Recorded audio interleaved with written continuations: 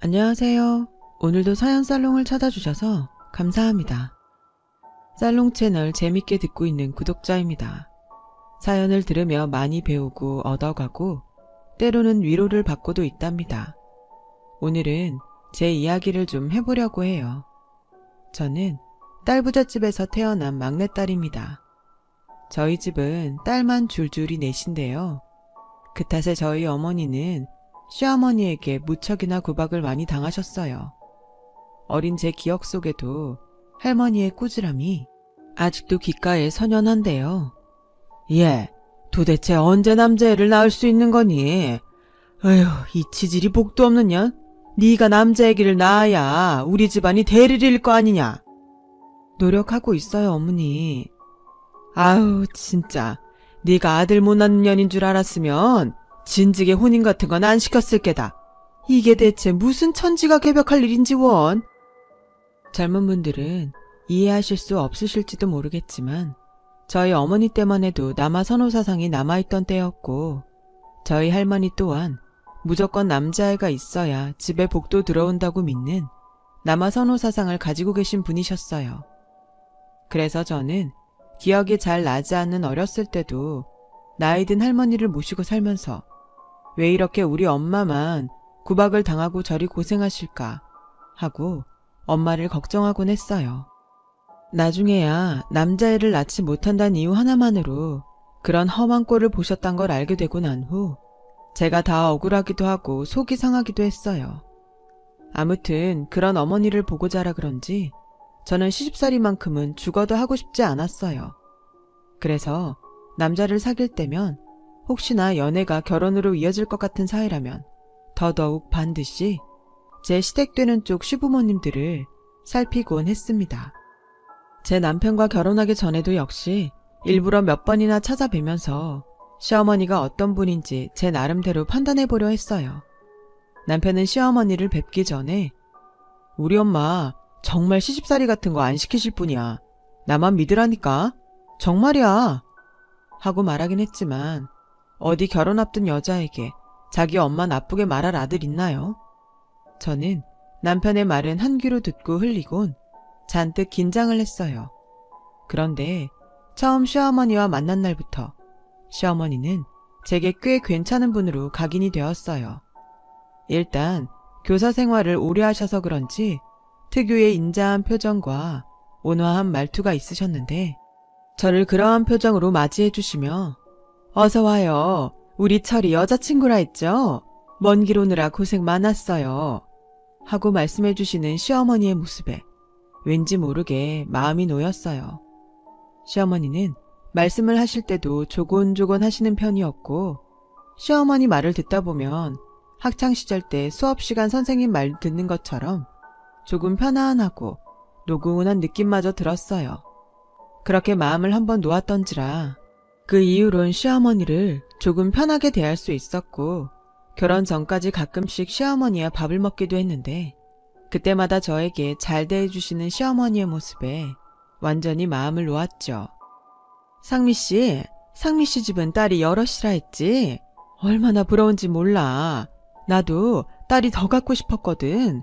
근데 어째 우리 아들 낳고 얘 동생 낳고 나니까 더 이상 안 들어서더라고.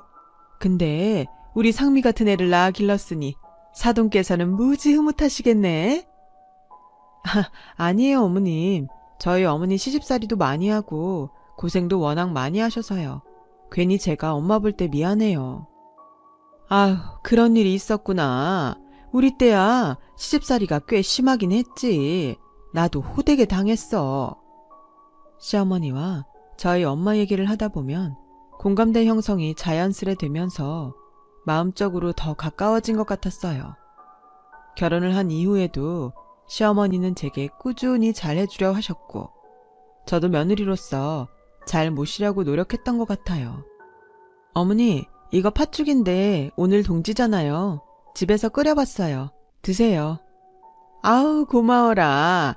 세상에 참 맛있게도 끓였구나. 잘 먹으마. 고맙다 아가야. 아, 내가 만들어 놓은 반찬이 몇 개 있는데 가져가렴. 너 좋아하는 호박전도 있단다. 시어머니는 저희 신혼집 근처에 사셨는데 가끔씩 들리셔서 반찬을 주시거나 하셨어요. 그래서 저도 감사한 마음에 가끔 맛있는 걸 하면 갖다 드리거나 했는데 주고받는 재미가 쏠쏠하고 시어머니도 내심 좋아하시는 것 같더라고요. 그래서 시어머니와 종종 딸과 엄마 사이처럼 음식을 주고받으며 지내곤 했죠. 하지만 그런 시어머니가 변하게 된 건, 아니, 본색을 드러낸 건 바로 제가 직장에서 잘리게 되고 난 이후부터예요. 잘 다니던 직장에서 대거 사람을 자르면서 저도 같이 잘려나가게 되었는데요. 오랫동안 다니던 직장이기도 하고 애착을 가지고 있었던 터라 마음이 힘들었을 때였어요. 또 남편 벌이도 줄어들었을 시기라 경제적인 문제도 바로 목구멍에 가시처럼 걸렸고요. 여보, 미안해. 내가 어떻게든 빨리 구해서 생활비 메꿔볼게.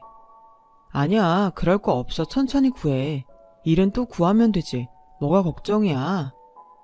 남편은 이런 식으로 저를 위로했지만 저를 몰아붙인 건 아니나 다를까 바로 시어머니였어요. 얘, 너 직장에서 잘렸다며. 해고당했단 사실이 아무래도 짜증나 웬만하면 제 입에도 담지 않을 판인데 시어머니는 바로 저 말을 꺼내시더라고요. 그러면서 하는 말이, 아니, 네 남편도 지금 월급 삭감돼서 심란한 판인데 왜 너까지 보태고 그러니? 그래서 내가 그랬잖니? 평생 직장이라는 건 없는 거라고. 하기야, 대기업도 아니고 그저 그런 중소기업이니 뭐. 그리 아쉬울 건 없겠다만 어쨌든 돈은 벌어야 하니 얼른 직장 구해라. 너도 알겠지만 우리 아들 생활비 혼자 벌면 힘들어. 그러니 네가 나처럼 교사나 공무원 같은 직업을 가지고 있었다면 얼마나 좋았니? 이거였어요. 아니, 불난데 기름 붓나요? 순간 시어머니의 말에 머리를 얻어맞은 듯 얼떨떨해지며 내가 무슨 말을 들은 건가 싶었어요.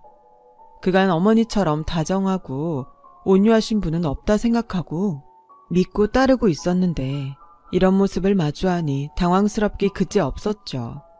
그래도 뭐 일을 구해야 하는 건 맞으니 시어머니가 한 말은 최대한 잊으려 애쓰며 일단은 묵묵히 구인구직 사이트만 보고 있었어요.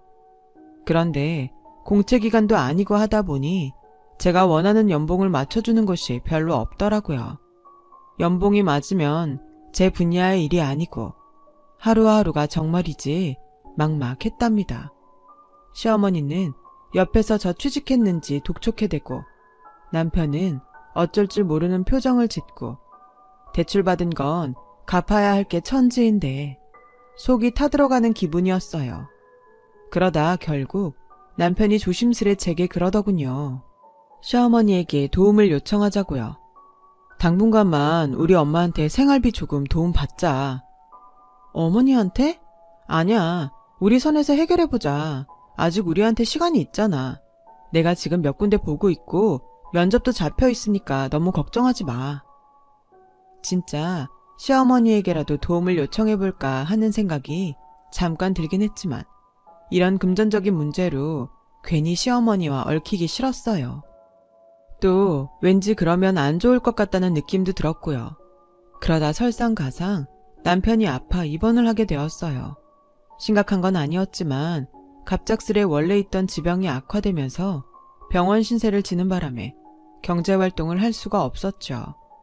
그래서 제가 어떻게든 얼른 취직을 해야겠다고 생각하던 찰나 일이 일어나 버렸어요.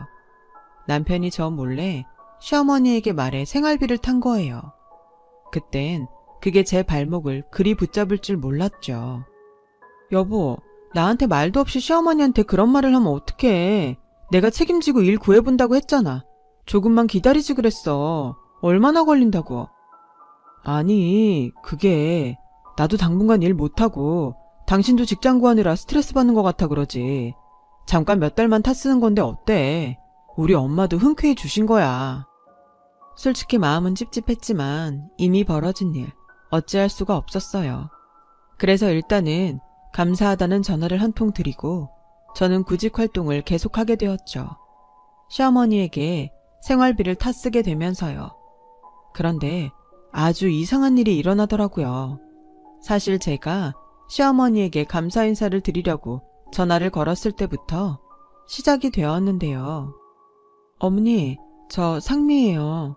도움 주셔서 감사해요. 잘 쓰고 저도 얼른 취직해서 갚아드릴게요. 괜히 심력 끼쳐드린 것 같아 죄송해요. 아니다 얘. 겉보다 내 아들이 지금 많이 아프고 힘든 상태인데 너 괜히 돈으로 압박하고 그런 거 아니지? 네? 제가요? 아니, 저 그런 적 없는데요. 그래, 일단은 믿으마. 다짜고짜 저에게 남편한테 스트레스 줬냐며 물어대는 시어머니에게 당황스러움을 느끼지 않을 수가 없었어요. 갑자기 이게 무슨 말인지 그날의 전화는 그렇게 찝찝함만 남기고 끊어졌어요. 그런데 그 이후 시어머니가 생활비를 지원해 주신 다음부터죠. 저를 대하는 태도가 미묘하게 바뀌기 시작했어요. 김장하는 날이나 명절날에 음식하라 부르는 건 당연했고요. 그것도 양이 상당해 헉소리가 절로 나왔는데도 불구하고 절 그렇게나 지지고 볶았어요. 얘, 너 몸 빨리 못 움직이니? 그거 김장 다 하려면 지금부터 아주 부지런히 움직여야 해. 젊은 애가 도대체 왜 이리 굼뜬 거냐? 어머니, 저 하고 있어요. 더 빨리 하란 말이야. 시어머니 말을 듣다 보면 식은땀이 절로 나왔어요. 거기다 옆에서 시누이가 말하는 꼴도 가관이었어요. 엄마, 언니는 손이 원래 좀 느린가 봐. 우리 오빠가 어떻게 저런 여자랑 결혼을 했대? 둘 다 생활비 얘기를 대놓고 언급하진 않았지만 어쩐지 느낌이 그랬어요. 돈을 저희에게 주고 난 이후부턴 마구잡이로 부려먹는 걸 보아 지금까지 그러고 싶었는데 구실이 없었다면 이제는 구실이 생겼단 느낌. 설마 사람이 그럴 리가? 오해하고 싶지도 넘겨짚고 싶지도 않았지만 그뿐만이 아니었어요. 갑자기 집에서 부업을 하고 있는 저에게 전화를 하셔서는 자기를 데리러 오라고 하는 거예요. 얘, 지금 내가 택시를 못 잡고 있어서 말이다. 나 데리러 여기 좀 와주겠니? 어디신데요? 주소 보내마. 그리고 최대한 빨리 와라. 내가 몸이 차가워서 기다리는 거 딱 7색이니까. 빗길에 차가 막힐 시간이라 차라리 버스를 타고 오는 게 빠를 그 시간에 굳이 저를 부르셔서는 제가 자기를 데리러 오도록 만드셨답니다. 제가 시어머니의 말에 토달지 않고 그냥 갔던 이유는 딱 하나예요. 예전에 이런 비슷한 말을 시어머니에게 했다가 순간에 일하기 귀찮아하는 며느리가 되었기 때문에 울며 겨자 먹기로 간 거였죠. 그날도 그렇게 시어머니를 데리러 가는 길이었어요. 그런데 유독 그날따라 느낌이 쎄하더라고요. 사람 직감이라는 게 이런 건가 봐요. 도착했는데 시어머니뿐 아니라 시누이도 함께 저를 기다리고 있었고 모녀는 잔뜩 술에 취해 소리소리 지르고 길 가던 사람에게 욕을 하는 등 온갖 추태는 다 부리고 있었어요. 저는 너무 놀라 다른 사람에게 민폐 끼치기 싫어 어머니, 아가씨 하고 두 사람을 부르며 달려가 서둘러 차에 구겨 넣으려 했죠. 하지만 술 마신 사람들 힘이 어찌나 센지 데리러 오라 해놓고선 안 타겠다고 생 난리를 치는 거예요. 아니 언니, 우리 딱 한 잔만 하고 들어갈 거라니까요. 그치 엄마? 응, 아직 멀었다 멀었어. 며느라, 너 여기서 기다리고 있어라. 네 시누이랑 맥주 한 잔 더 하고 올 테니. 어머니 너무 많이 취하셨어요. 이제 들어가셔야 해요. 지금 가도 차 막혀서 도착하면 12시예요. 내일 출근하셔야죠. 아가씨도요. 무슨 들어가긴 어딜 들어가. 초저녁인데 아직 멀었다. 너 여기서 꼼짝 말고 대기하고 있어라. 알았니? 결국 두 사람은 술을 한 잔 더 하겠다 난리를 쳤고 저는 그 추운 길거리에서 두 사람과 실랑이를 하다가 결국 포기하고 남편을 불러야만 했어요. 그런데 남편이 오는 동안에도 얼마나 진상짓을 하던지 술에 취해 제 옷에 토를 하고 난리도 아니었죠. 저는 그걸 고스란히 다 받아낼 수밖에 없었고요. 시누이는 대뜸 토가 범벅이 된 옷에 얼굴을 묶고 울기까지 하는데 정말 제가 다 얼굴이 벌개질 정도로 창피해지더라고요. 하지만 다음날 술이 깬 후 뒤로 이어지는 시어머니의 말이 참 충격적이었어요.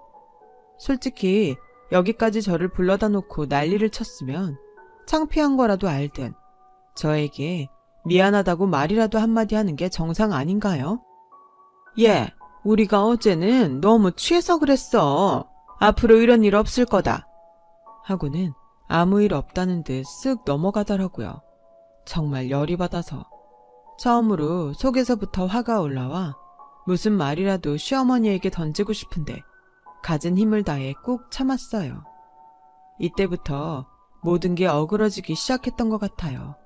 마치 약속이라도 한 듯 말이에요. 시어머니의 못 볼 꼴을 본 이후 저는 취직을 했는데도 불구하고 시어머니에게 불려가야 했어요. 솔직히 몇 번은 거절했지만 가까이 살다 보니 매번 거절하는 것도 눈치가 보여 요구에 응했는데 몇 번 하다 보니 가기가 싫어지더라고요. 시어머니께서 자기를 데리러 오라고 부를 땐 대부분 술을 먹고 난 후였어요. 대리기사를 부르면 될 걸 굳이 저를 부르셔선 예, 너 왜 이렇게 늦게 왔니? 내가 이 추운 데서 얼마나 떨었는지 몰라. 나 잘못되면 어쩔 뻔했니? 부르면 제깍제깍 와야 할 거 아냐? 라고 하시더군요. 황당해서 뭐라 제가 반격을 하는데도 들은 척도 하지 않으시고요. 심지어 어느 날은 자기 생일상 화려하게 차리라며 저에게 이것저것 음식을 시켜대더니 그날 하루 종일 땀을 뻘뻘 흘리며 음식한 제게 고생했다는 말 한마디 없이 제 손에 돈봉투를 하나 쥐어주면서 이 정도면 충분하지? 음식 맛을 보니 솔직히 시켜먹는 게 나을 뻔했지만 어쨌든 왔으니 주는 거다. 라고 하시더군요. 무슨 주인 마님이 고생한 하인에게 돈 쥐어주듯 말입니다. 그것도 10,000원을 주시면서요. 그때 돼선 저도 표정 관리가 안 되고 떨떠름하게 돈봉투를 쥐고 가만히 앉아 있었는데 옆에서 신우이는 언니, 우리 엄마가 언니 생각해서 돈 많이 넣었어요. 언니는 좋겠다. 돈 많은 시댁도 다 있고 나도 이런 시댁이 있었으면 소원이 없겠네. 하고 얄밉게 쏘아붙이더라고요. 하루는 시어머니 추태를 보기도 싫고 받아주기도 싫어 가지 않았더니 받을 때까지 저에게 전화를 하는 거예요. 10통으로 끝날 줄 알았던 전화가 20통, 30통이 되니 그때부턴 사람이 무서워지기 시작하더라고요. 시어머니는 저에게 그날 결국 50통 정도의 부재중 전화를 남기셨고 다음날 저희 집을 찾아오셨습니다. 대뜸 간장게장이 담긴 반찬통을 제 위에 엎으시면서 고래고래 소리를 지르셨어요. 사람이 낼 수 있나 싶을 정도의 고음으로 아주 꽥꽥 말입니다. 너 어디서 시애미를 무시해? 내가 너 나 이렇게 모시라고 돈 빌려줬는 줄 아니? 우리 아들만 아니었으면 내가 너 밖에서 아주 쫄쫄 굶겼어. 내가 마지막으로 한마디만 하마. 너 한 번만 더 내 전화 무시했다간 가만두지 않을 줄 알아? 알겠어? 나중에 나 죽어서 재산 받고 싶으면 지금부터 똑바로 하라고. 죽는 척이라도 해야 줄까 말까 할 판인데 말이야. 어디 건방지게? 그제야 저는 감이 오더라고요. 이 시어머니가 저를 얼마나 만만히 보았는지, 그리고 왜 지금껏 저를 부려먹었는지를요. 생활비도 좋겠다. 시어머니는 제가 자기 재산에 군침을 흘리고 있는 줄 알았던 거예요. 그래서 그런 식으로 자기를 데리러 와라, 음식해라 하며 일을 시켜댄 거였죠. 한마디로 재산으로 협박을 하는 거였죠. 수법이 너무 비열하기도 하고 어린아이도 아니고 나이 먹고 시어머니한테 이런 꼴을 당한 게 너무 황당하기도 해 그만 할 말을 잃었어요. 그러면서 문득 그 대찬 시집살이를 당했던 저희 엄마 생각이 나는데 제 꼴이 너무 싫고 비참하더라고요. 그리고 시어머니가 가신 후엔 엉엉 울며 남편을 부르고 저희 친정 엄마에게까지 전화를 했죠. 엄마 목소리를 듣는데 어찌나 눈물이 나던지 간장 냄새가 쩌든 옷을 입고 그렇게 엄마 목소리를 들으며 그날은 눈이 퉁퉁 부을 때까지 울고 말았어요. 저는 그 이후 시어머니에게 다신 시댁과 인연을 이어갈 일은 없을 거라고 선언을 했고 덩달아 제 남편까지 시어머니와는 연락을 끊게 됐어요. 시어머니는 너 미쳤니? 당장 연락 안 해? 어따 대고 얘가 시애미한테 이런 짓을 해. 세상이 아무리 바뀌었다고 해도 그렇지. 하고는 저에게 수십 통의 문자와 전화폭탄을 날렸지만 전 시어머니의 번호도 제 엄마에게 전화하지 않으면 가만 안 두겠다는 신우이의 번호도 모두 차단했습니다. 그리고 저는 남편에게 이사를 요구했어요. 이사를?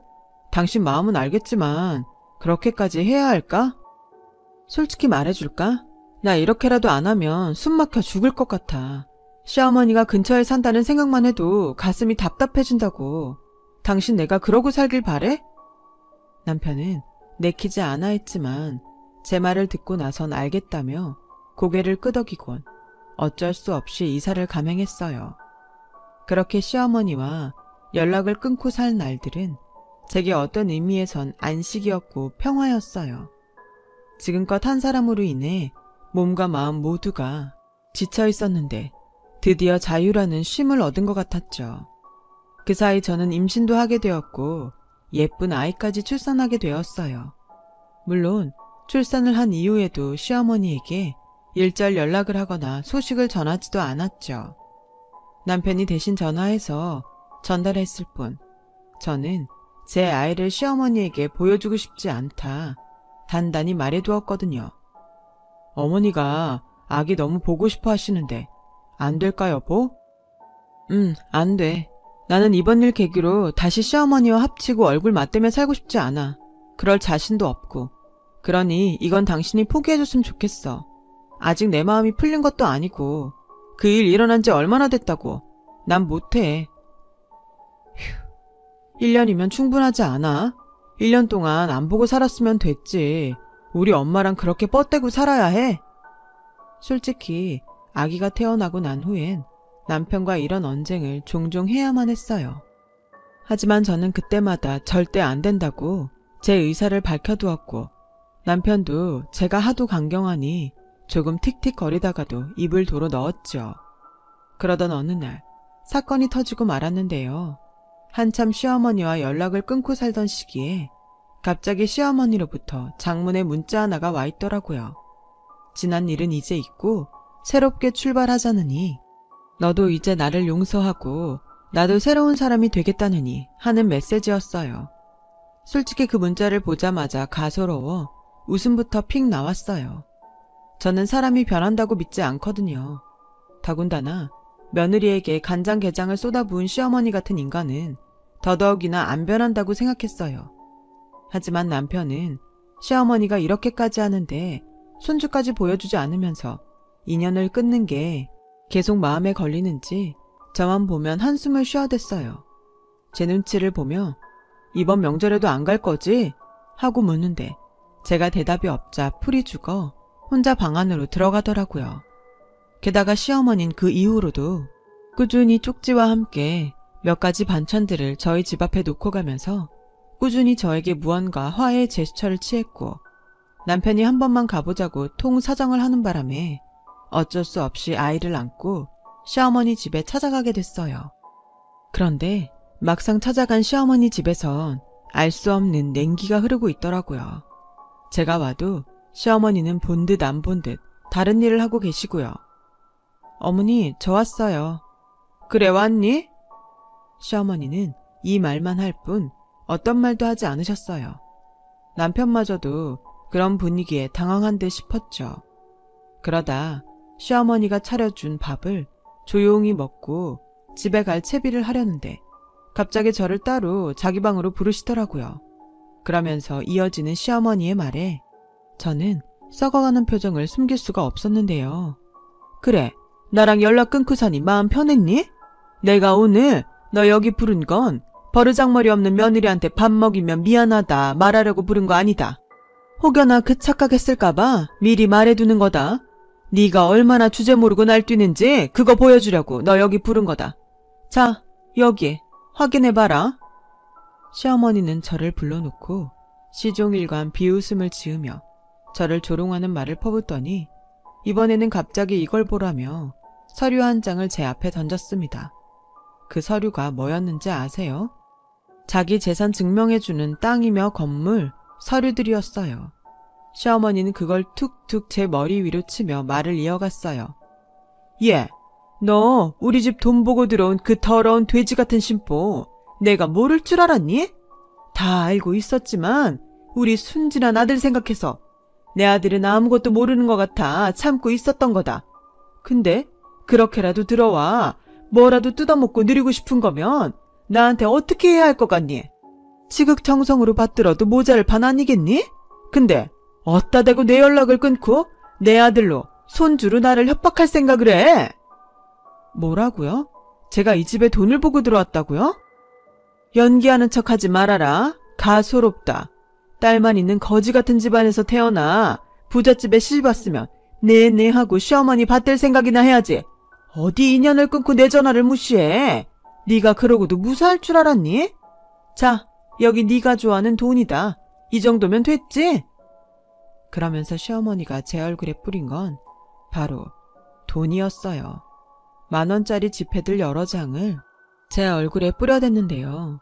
순간 시어머니에게 당한 일들이 주마등처럼 스쳐 지나갔어요. 이 여자가 나에게 한 짓들과 온갖 모욕적인 말들이 말입니다. 깊은 모멸감이 느껴지자마자 저도 모르게 그 돈을 박박 찢어 시어머니 앞에 버렸어요. 제가 돈을 찢자 시어머니 얼굴이 새파랗게 질리면서 너 이게 지금 무슨 버르장머리 없는 짓이야? 하고 비명을 지르듯 말을 토해냈지만 저는 그대로 차분히 말을 이어갔어요. 어머니, 죄송하지만 저 이 집에서 재산 받을 생각 단 한 톨도 없고요. 그 목적으로 집 들어온 것도 아니네요. 착각하셨다면 새겨 들으셨으면 좋겠고요. 앞으로도 전 이 집에 발디딜 생각 없습니다. 간장게장 퍼부으시는 인정머리 없고 교양 없는 시어머니는 모시고 싶지가 않아서요. 그럼 알아들으신 걸로 알고 가겠습니다. 안녕히 계세요. 솔직히 저도 제 입에서 이런 말이 튀어나올 줄은 몰랐어요. 그런데 막상 상황이 닥치다 보니 가슴이 차갑게 식으면서 저런 말들이 나가더라고요. 하지만 안 되겠다 여겼는지 시어머니는 그 자리에서 제 머리채를 잡으셨고 저는 시어머니 손에 몇 줌이 뜯겨나간 머리채를 붙잡으며 고통스러워하고 있었어요. 그때 제 목소리를 들은 남편이 서둘러 들어와 시어머니를 말렸고 그제야 남편도 자기 엄마가 내민 재산 서류들을 보고는 상황 파악이 됐는지 처음으로 모진 말을 하더군요. 엄마, 이 정도 했으면 됐잖아. 왜 이렇게까지 바닥으로 떨어지시는 거예요? 남편이 그런 말을 하니 시어머니는 가뜩이나 험상궂었던 얼굴이 더 구겨졌고 저는 남편 손에 이끌려 재빠르게 시댁을 나왔어요. 사실 그날로 다신 시댁과 볼 일이 없을 줄 알았어요. 인생이 왜 저를 가만히 두지 않는 건지, 제 팔자가 원래 그렇게 꼬여먹은 팔자인 건지 한 가지 더 충격적인 사실을 알게 되었는데요. 어느 날 저희 언니가 화가 난 목소리로 전화와 그러더라고요. 니네 시어머니 도대체 뭐하는 사람이니? 언니, 다짜고짜 그게 무슨 말이야. 알아듣게 얘기해줘. 니네 시어머니가 우리 엄마한테 무슨 짓 하고 갔는 줄 알아?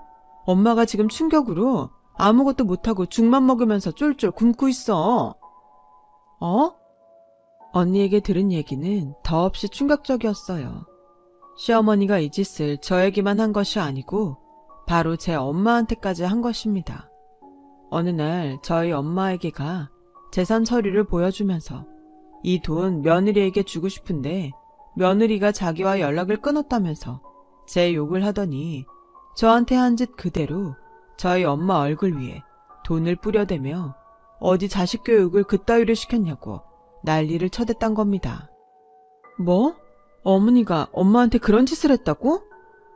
요즘 가뜩이나 몸도 아픈 저희 엄마가 그런 일까지 당하셔서 밥도 제대로 못 먹으신다는 소식을 듣는데 눈이 뒤집힐 것 같았습니다.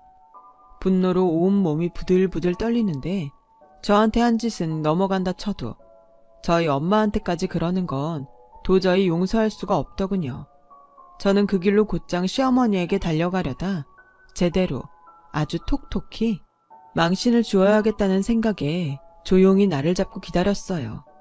시어머니가 교사 생활을 이제 마치시고 그 기념으로 가르쳤던 제자들을 모아놓고 간단히 밥을 먹는다는 이야기를 들었거든요. 저는 남편을 통해 그 장소를 알아내었고 일주일 후 시어머니와 제자들이 아무것도 모르고 웃음꽃을 피우고 있을 고급 한식당으로 달려갔어요. 역시나 저를 보자마자 시어머니의 표정이 굳었죠. 네가 무슨 일이니? 무슨 일이긴요. 돈 돌려드리러 왔죠. 뭐... 저는 놀라는 시어머니 얼굴에 인출기에서 뽑은 현금 200만 원을 뿌려대었어요. 시어머니 얼굴이 경악으로 번지면서 눈이 동그랗게 커졌지만 아랑곳 않고 시어머니 얼굴에 계속해서 돈을 집어 던졌어요. 그리고 말했습니다. 당신이 한 짓 그대로 갚는 거라고요. 저는 남는 시간에 시어머니의 제자분들 앞에서 시어머니가 한 짓을 그대로 낱낱이 다 말해버렸고 시어머니의 얼굴은 주체할 수 없을 정도로 달아오르고 말았어요. 너 어떻게 그렇다고 여기서 이런 망측한 짓을? 왜요? 제가 이런 짓까지는 못할 줄 알았나요? 다른 사람 가슴에 못 박아놓고 여기선 자애로운 교사인 척. 그게 하고 싶어요? 다 인과응보입니다, 어머님. 제 말에 시어머니는 제자들 앞에서 도저히 이 수치를 참을 수 없었는지 울음을 터뜨리며 달려나가더군요. 그 일이 있고 지금 저는 꽤 속이 가라앉아 나름대로 편안한 기분으로 살고 있답니다. 처음에야 분에 못 이겨 밤에 잠도 못 자고 죽만 먹어도 체해 살아도 사는 것 같지 않은 기분으로 지냈는데요. 시어머니에게 나름대로 시원한 복수를 한 뒤에는 두 다리 뻗고 잘 수 있게 되었어요. 더군다나 저에게 연락도 못하고 남편에게조차 이르지 못하는 시어머니를 보니 이제 시어머니도 저를 좀 무서워하게 된 것 같다는 생각이 듭니다. 그간 만만히 보면서 뭐든 부려먹었으니 이 상태가 제게는 많이 편안하네요. 남편 역시 자기 어머니에 대한 판단이 어느 정도 섰는지 요즘은 어머니 얘기를 입에 담지도 않거든요. 아무쪼록 지금까지 제 얘기 들어주셔서 감사하고요. 혹여나 힘든 시집살이 하고 계시는 여러분들께서도 부디 용기 얻으셔서 당당히 할 말 하시고 살아가셨으면 해요. 다들 건강 챙기시고 행복한 하루 되세요. 여러분, 사연 댓글에 응원과 현명한 조언 부탁드려요. 좋아요와 구독은 저에게 큰 힘이 됩니다. 오늘도 좋은 일 가득하세요.